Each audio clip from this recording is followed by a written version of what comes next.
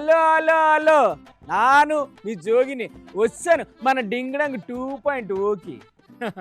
గాడిద సంగీతానికి ఒంటె ఆశ్చర్యపోతే ఒంటె అండానికి గాడిద మూర్చిపోయిందంట. ఇప్పుడు ఈ సామెత ఎందుకు చెప్పాల్సి వచ్చిందనే కదా మీ డౌట్ అనుమానం. ఈ మధ్య కొంతమంది లీడర్లు చూస్తుంటే నాకు ఈ సామెత గుర్తొచ్చేసింది.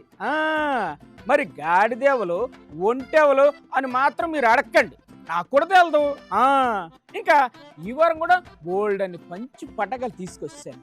హాయిగా సెట్ కింద మాట్లాడుకుందాం రచ్చబండ రాజకీయం ఏటంత మొదలెట్టేద్దాం. పులకేశ్ గారిని మైమరిపిస్తున్నటువంటి లోకేష్ గారు మిమ్మల్ని మోసపెట్టానా అని మిమ్మల్ని అడుగుతున్నా. ఉప ముఖ్యమంత్రి గారు మాట్లాడినటువంటి ఒక్క మాటలో అయినా స్పష్టత ఉందా? అదిగో తోక అని ఎవడో అంటే ఇదిగో పులి అని చెప్పి ఇంకోటి మాట్లాడాడు. సిగ్గుందా ఈ ముఖ్యమంత్రికి? 1000 కోట్లు పోగు చేసి ఇవ్వగలిగిన శక్తి ఈ రోజు కాంగ్రెస్ పార్టీ కార్యకర్తలకు ఉన్నది. మళ్ళీ నువ్వు చిప్పగుడు తినే టైం వస్తుంది. అందుకే నేను ఒకటే షరతు పెట్టినా, అతని కంటే గనుడు ఆచంట మల్లన్న అన్నట్టు ఆ ముగ్గురు ఒకరిని మించి ఒకరు అద్భుతమైన పర్ఫార్మెన్స్ చూపిస్తున్నారని అంటున్నారు. తాటిపత్తి చంద్రశేఖర్. నమస్కారం అన్న. ఎవలా ముగ్గురు? ఈ అసత్యాల మూల విరాట్. మరి ఇంకో ఇద్దరు ఎవరు? ఇతనికి తోడుగా ఇంకొక ఇద్దరు అసత్యాల కిరీటదారులు. అర్థమైంది. ఎలా ఉంది సార్ అలా పెర్ఫార్మెన్స్? ఊసర వెళ్ళి కూడా ఈ పవన్ కళ్యాణ్ గారి పర్ఫార్మెన్స్ చూసి ఊరేసుకుంటది. ఊసర వెళ్ళి ఎందుకు ఊరేసుకుంటాం సార్? నేను కూడా ఇన్ని వేషాలను మార్చలేకపోతున్నాను, ఇంత త్వరగా ఈ పెద్ద మనిషి ఎలా మారుస్తాడు అని ఊసర వెళ్ళి కూడా సిగ్గుపడేలాగా. ఇప్పుడు ఈ ఊసర వెళ్ళులు రాక్షస బల్లులు పక్కన పెట్టండి సార్. ముందు పవన్ కళ్యాణ్ గారు పెర్ఫార్మెన్స్ ఎలా ఉంది చెప్పండి. రోజుకొక మాట, పూటకొక వేషం. మరి ఏటనుకుంటున్నారు మా పవన్ అనే పెర్ఫార్మెన్స్ లెవెల్ అంటే? ఇంకొక మూల విరాట్. మరి ఈ మూడో మూల విరాట్ ఎవరు? పులకేశ్ గారిని మైమరిపిస్తున్నటువంటి లోకేష్ గారు. పులకేశ్ ఎవరు సార్? మనం విన్నా ఎప్పుడో చరిత్రలో చూసాం. పులకేశ్ అనేటటువంటి ఒక రాజు ఉండేవాడు. అంటే లోకేష్ బాబు మీకు పులకేశ్ లాగా కనిపిస్తున్నాడా? This is too much sir. విచిత్రాలు, వింతలు, చాతగాని వ్యవహారాలు, విడ్డూరమైనటువంటి ప్రకటనలు ఇవన్నీ చేస్తూ ఆ పేరుగాంచినటువంటి పులకేశ్ గారు. అయితే మాత్రం చిన్నబాబుని పట్టుకొని పులకేసి పిల్లకాకి అంటే మాత్రం మా ఒప్పుకోము సార్. అదేదో బ్రహ్మానందం సినిమా ఉంది చూడండి. ఏ సినిమా సార్ అది? దొంగతనం చేస్తే ఇమీడియట్ గా గేట్ దాటే లోపల పట్టుబడతా ఉంటాడు. ఇప్పుడు మీకు ఆ బ్రహ్మి ఎందుకు గుర్తొచ్చారు? బ్రహ్మానందాన్ని కూడా మించిపోయాడు కామెడీలో. అయినా సినిమాలో బ్రహ్మిలాగా ఈయన కూడా దొరికిపోయాడు అంట. అసెంబ్లీ గేట్ దాటే లోపల పట్టుబడ్డాడు చంద్రబాబు నాయుడు గారు. స్వామి వారికి కలలో కూడా అన్యాయం చేయలేను అధ్యక్ష అన్నారు కదండి, కళ్ళు ఆర్పకుండా.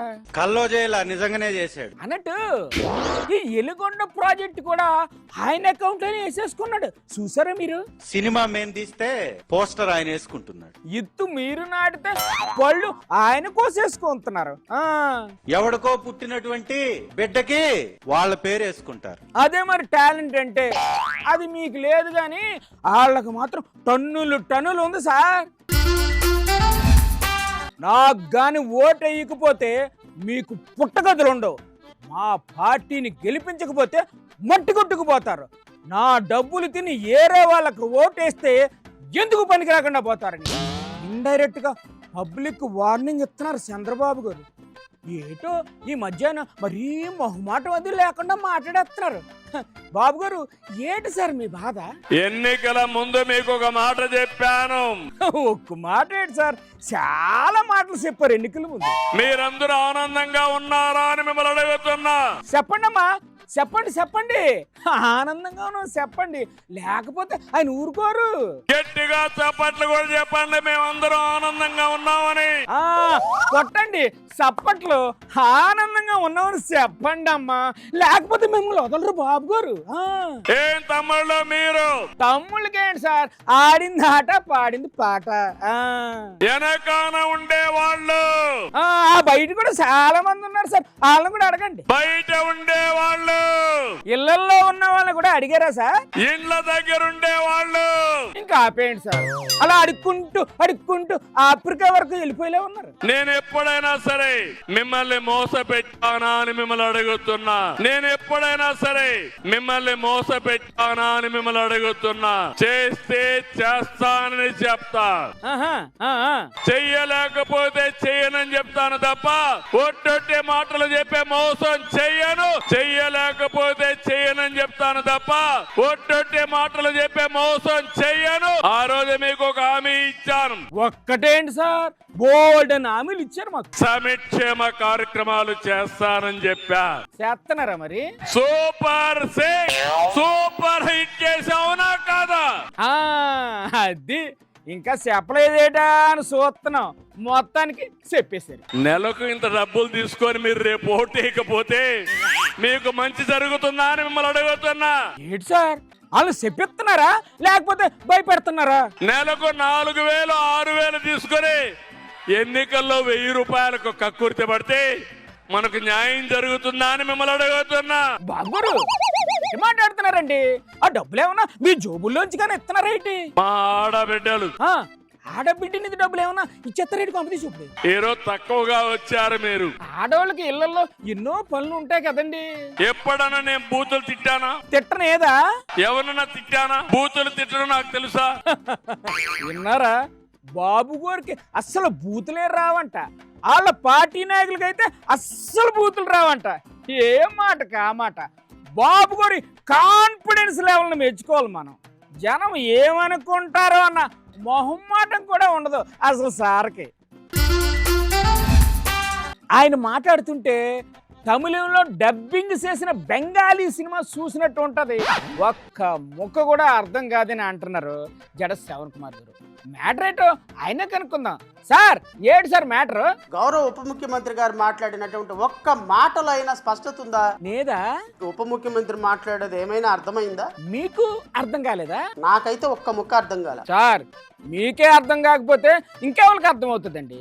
ఎందుకే ఏం ఉపన్యాసం ఇచ్చాడు పవన్ గారు? రాష్ట్రం అంటాడు, గిల్ట్ వచ్చిందంటాడు, ట్రాక్ చేశారంటారు, మనోహర్తో మాట్లాడానంటాడు, గత ప్రభుత్వంలో తెలిసిందంటాడు, ధనాత్మ ధర్మానికి రక్షణ బోర్డు ఉండాలంటాడు. అసలు మాట్లాడితే ఏమైనా కనెక్టివిటీ ఉందా? కనెక్టివిటీ లేకుండా మాట్లాడడం కూడా ఒక ఆర్టే సార్, అది అందరికి అర్థం కాదు. ఎమ్మెల్యేల సినిమాలోనే ఎక్కడో ఆలీ మాట్లాడతాడు.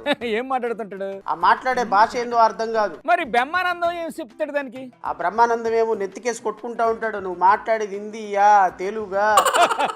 ఇంతకీ ఆ సినిమాలో ఆలీ మాట్లాడేది ఏ భాష సార్? ఏం భాషరా నాయనా, నువ్వు మాట్లాడేది అర్థం కాలేదంటే చాట. ఏంటది? చాట చాట చాట అంటే సార్? చివరికి ఆలీ మాట్లాడే భాష ఏందో అర్థం కాక బ్రహ్మానందానికి ఉద్యోగానికి రిజైన్ చేసి వెళ్ళిపోతాడు. ఇప్పుడు ఆ చాట భాష తమరికి ఎందుకు గుర్తొచ్చింది సార్? మాట్లాడే భాష ఏందో అర్థం కాదు, ఏం చెప్పాలనుకుంటున్నారో అర్థం కాదు, ఏం ఎలిగేషన్ చేయాలనుకుంటున్నారో అర్థం కాదు, ఏం వే ఫార్వర్డ్ చేయాలనుకుంటున్నారో అర్థం కాదు.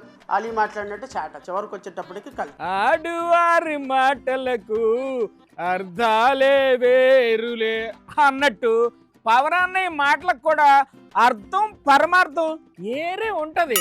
అది మీకు అర్థం కానంత మాత్రాన శాట పీట అని పేర్లు పెట్టేస్తారు ఏంటి? దొందు దొందే, ఒకళ్ళ తానా అంటే ఇంకొకరు తందానా అంటారని సీఎం డీసీఎం మీద పైరైపోతున్నారు. పేరు నానిగారు. నానిగారు నమస్కారం సార్. ఈ లడ్డు ఇష్యూ ఇప్పట్లో ముగిసేలా లేదుగా? ఈ రాష్ట్రానికి ఉప ముఖ్యమంత్రిగా ఉన్నటువంటి పవన్ కళ్యాణ్ గారు, ఆయన కేవలం ఉప ముఖ్యమంత్రి కాదు సార్, అపాలజెటిక్ సనాతని. ఆ ఇష్యూ మర్చిపోకండి మీరు. ఎవరయ్యా ఈ పవన్ కళ్యాణ్ గారు అంటే? ఇందాక చెప్పాను కదా అపాలజెటిక్ సనాతని అని, ఇప్పుడే మర్చిపోతే ఎలా సార్? అదిగో తోక అని ఎవడో అంటే ఇదిగో పులి అని చెప్పి ఇంకోటి మాట్లాడంటే ఇంకొక దొంగ. అంటే ఏంటండి, మా పవనాన్ని మీకు తోగలా కనిపిస్తున్నాడా? ఆయన ఎనిమల్ ఫ్యాట్ కలిపాడు జగన్మోహన్ రెడ్డి అని మాట్లాడంగానే వెంటనే పవన్ కళ్యాణ్ బయలుదేరిపోయి కాషాయ బట్టలు కట్టుకుని పెద్ద పెద్ద బొట్లు పెట్టి గుడి మెట్లు కడిగాడు పవన్ కళ్యాణ్ గారు. అది వాళ్ళిద్దరి మధ్యలో ఉన్న అండర్స్టాండింగ్. ఆయన ఉస్కో అంటే ఈయన డిస్కో అంటాడు. చాలా మంది మనం దొంగలను చూస్తుంటాం బయట సమాజంలో. దొంగలా?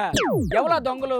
ఏ మరిపోటుగా ఉంటే జేబు కొట్టేసేవాడు ఒకడు, మన బ్యాగులు కొట్టేసేవాడు ఒకడు, కింద ఏదో పడేస్తే దానికోసం ఒంగొంగానే మన సామాను కొట్టేసేవాడు ఒకడు. అసలు విషయం చెప్పకుండా ఈ దొంగల లిస్ట్ అంతా ఎందుకు చెప్తున్నారో మాకేట అర్థం కావట్లేదు సార్. ఇక పవన్ కళ్యాణ్ గారు తొంత అట్లా ఉంటే ఇక మామూలుగా బరితెగించిన ముత్తైదు. బరితెగించిన ముత్తైదువా?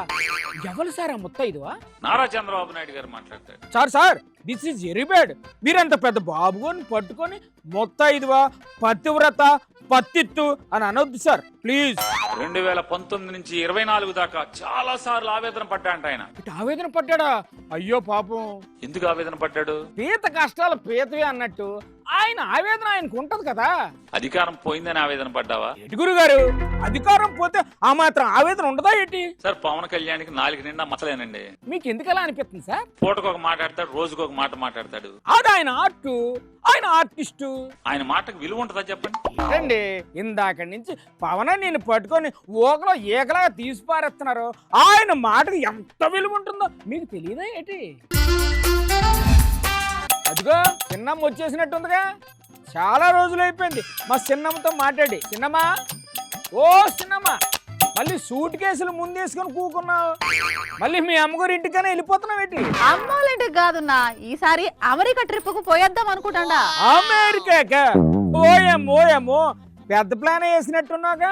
ఖర్చు బాగా అవుతుంది మరి. ఆ ఖర్చుదే ఉందిలే అన్నా, డైరీ దొరికితే చాలు. ఎంత కూడబెట్టావేటి? అదే పనిలో ఉన్నా అన్నా, పొద్దున్నుంచి డైరీలన్నీ ఎతుకుతాండా. డైరీ అంటున్నావు? ఏ డైరీ? మా తాత ముత్తాతలు రాసిన డైరీలు. ఈ తాత ముత్తాతల డైరీలా? ఎందుకు? ఆ రోజుల్లో వాళ్ళు ఎవరికైనా అప్పు ఇచ్చుంటే డైరీలో రాసుకొని మర్చిపోయింటారు కదా. ఆ బాకీ ఇప్పుడు ఇంట్రెస్ట్ తో కలిపి వేలు లక్షలు కోట్లు అయి ఉంటది కదన్నా. కరెక్ట్. ఆ లెక్కాచారం తెరిస్తే ఆనాడు మా తాత ముత్తాతల దగ్గర అప్పు తీసుకున్న వాళ్ళ వారసుల నుంచి బాకీ వసూలు చేయొచ్చని నా ఆలోచన. అడ్డే వాట్ థాట్, వాట్ విజన్. అసలు ఈ ఆలోచన ఎలా వచ్చింది సిన్నమ్మ నీకు? ఏం లేదున్నా, అక్కడ మధ్యప్రదేశ్ లో ఉండే సేట్ జామ్నాలాల్ 1917లో బ్రిటిష్ వాళ్లకు 35,000 అప్పిచ్చినాడంట.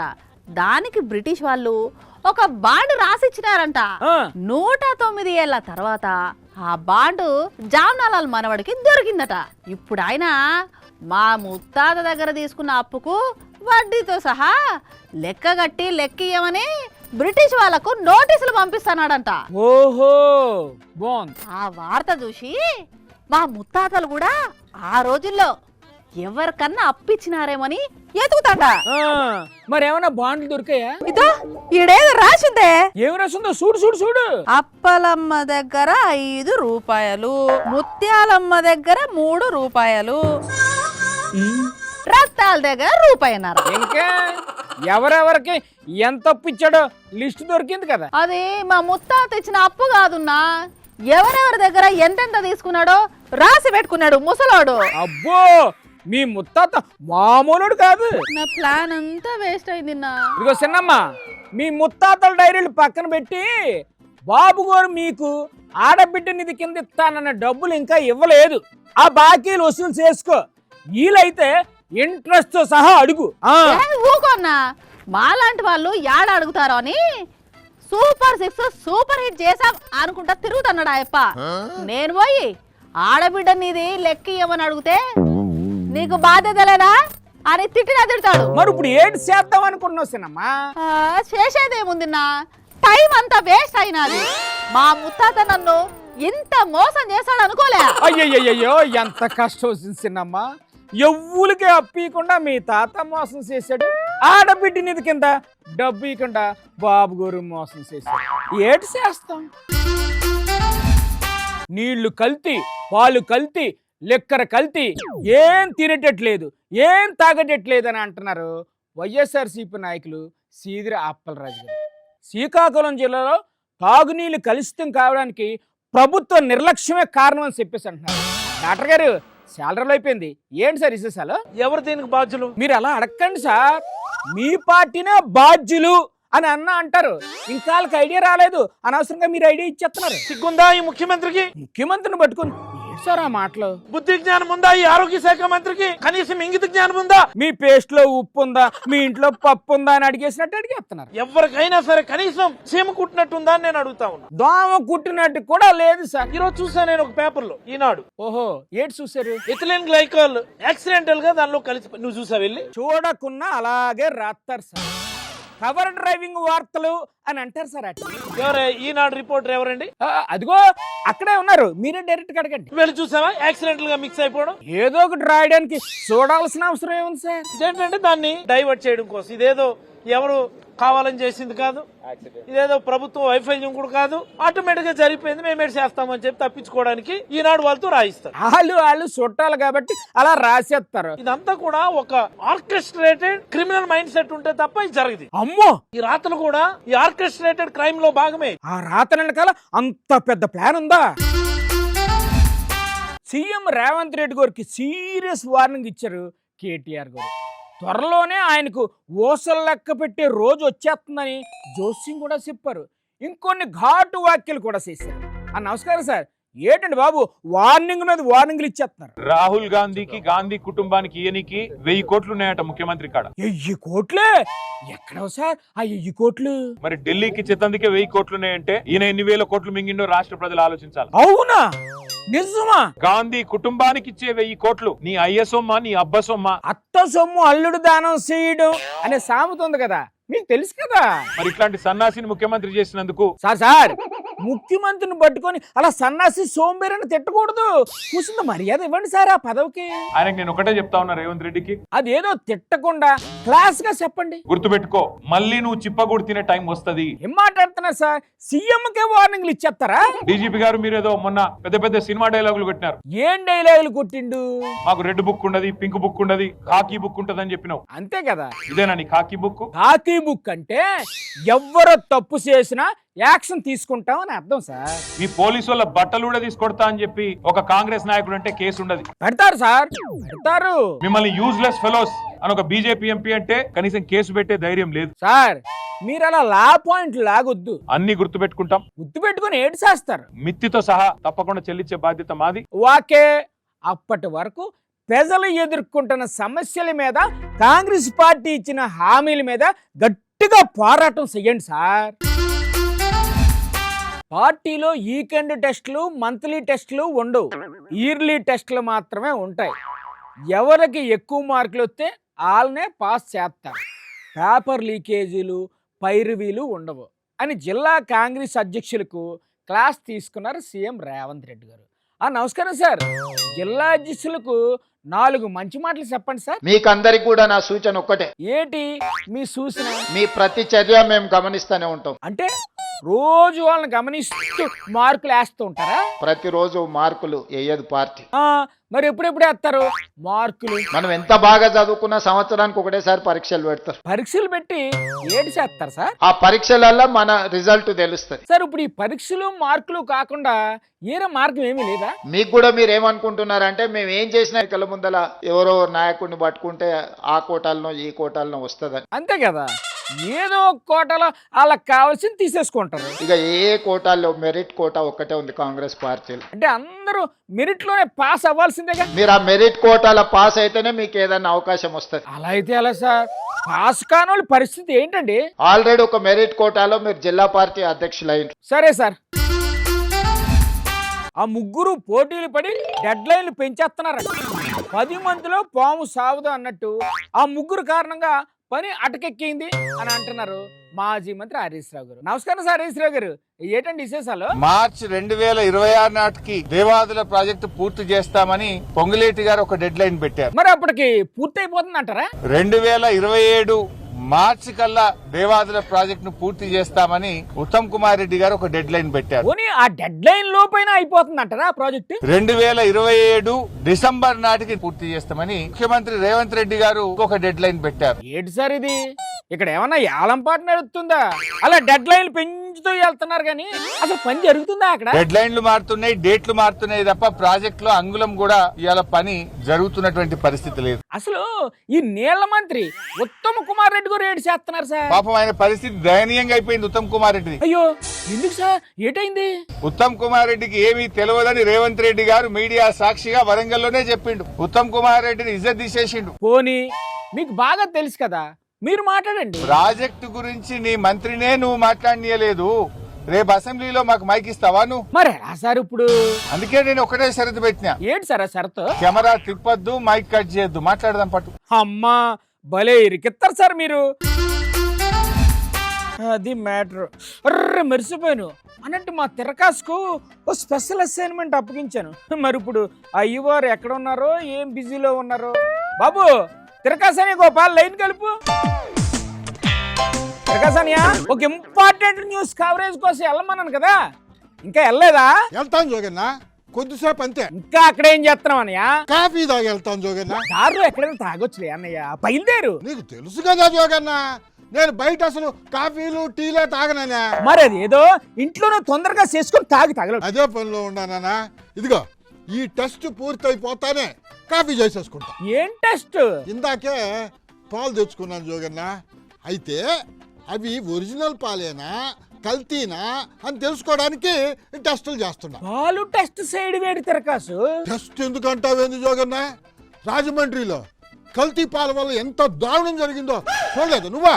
అందుకే ముందు జాగ్రత్తగా ఒక టెస్టింగ్ కిట్ ఒకటి తెచ్చుకొని పాలు నీళ్లు అన్ని టెస్ట్ చేసుకుంటున్నానా. ఏంటి నీళ్లను కూడా టెస్ట్ చేస్తున్నావా? చెయ్యాలి కదా జోగన్న. శ్రీకాకుళంలో ఏం జరిగిందో తెలియదా నీక? తాగునీరు కలుషితం అయిపోయి ఎంత ఘోరం జరిగిందో తెలియదా నీక? అందుకేనా ముందు జాగ్రత్తగా మంచినీళ్ళు కూడా టెస్ట్ చేసుకొని తాగుతా ఉన్నా. అంతేనా? ఇంకా ఏటన్నా ఉన్నాయా టెస్ట్ చేయడానికి? భలేవాడు జోగన్న నువ్వా. కాఫీ పొడి టెస్ట్ చేయబోయా, అది కూడా కల్తీ అయిందో కాలేదో ఎవరికి తెలుస్తుందా? షూరి దేవుడా, ఈ టెస్ట్లన్నీ అయ్యేది ఎప్పుడు? నువ్వు కాఫీ తాగేది ఎప్పుడు? న్యూస్ కవరేజీకి వెళ్ళేది ఎప్పుడు? ఏంటి మాకు ఈ గొడవ? అయిపోయింది జోగన్న, టెస్ట్ రిపోర్ట్ ఇప్పుడే వచ్చింది, అంతా బాగానే ఉండయి. ఒక్క నిమిషంలో కాఫీ తాగేసా వెళ్ళిపోతానన్నా. వచ్చాడండి మా తిరకాసు. తిరకాసు ఏంటి న్యూస్? ఒక మంచి గుడ్ న్యూస్ ఉందనా, సూపర్ శుభవార్త. నువ్వు గుడ్ న్యూస్ అన్నావంటే నా గుండెల్లో ఏదో దడమదవుతుంది. ప్రకాశన్య ముందా గుడ్ న్యూస్ ఏంటో చెప్పు తగలడు. ఇంకా మొదలెట్టట్లేదేటా అని అనుకుంటూనే ఉన్నాను. తిరకాసు రోజు రోజుకి మరీ చిన్నపిల్లడు అయిపోతున్నావు తిరకాసన్నయ్య. అసలు నీ ఏజ్ ఏంటి గేజ్ ఏంటి? రాజోగన్న, ఏ వార్త అయినా సరే కాస్తంత మసాలా యాడ్ చేసి చెప్పకపోతే ప్రేక్షకులకి ఎక్కడ జోగన్న. ఇంతకీ ఏంటా వార్త? పెళ్ళైంది జోగన్న. పెళ్ళ? ఎవరికి, నీకా? నువ్వు ఊరుకో జోగన్న. అయినా ఈ వయసులో నాకు పిల్లని ఎవరు ఇస్తారు చెప్పు? ఎటు ఇస్తే చేసేసుకుందామనే. పెళ్ళి నాకు కాదు జోగన్న, విజయ్ దేవరకొండ రష్మిక వాళ్ళకైంది పెళ్లి. అవునవును, చాలా గ్రాండ్ గా జరిగిందంట. సరే సరే, ఇంకేటున్నాయి వార్తలు? ఇంతకంటే గొప్ప వార్త ఇంకేముంటది చెప్పు? బాబు, ఊళ్ళో పెళ్లి కుక్కల అడావిడ అన్నట్టు వాళ్ళు పెళ్లి చేసుకుంటే నీ అడావిడ ఏంటన్నయ్య మధ్యలో? ఇది కూడా వార్త కదంటానా? నువ్వెక్కడ దొరకవయ్యా సామి?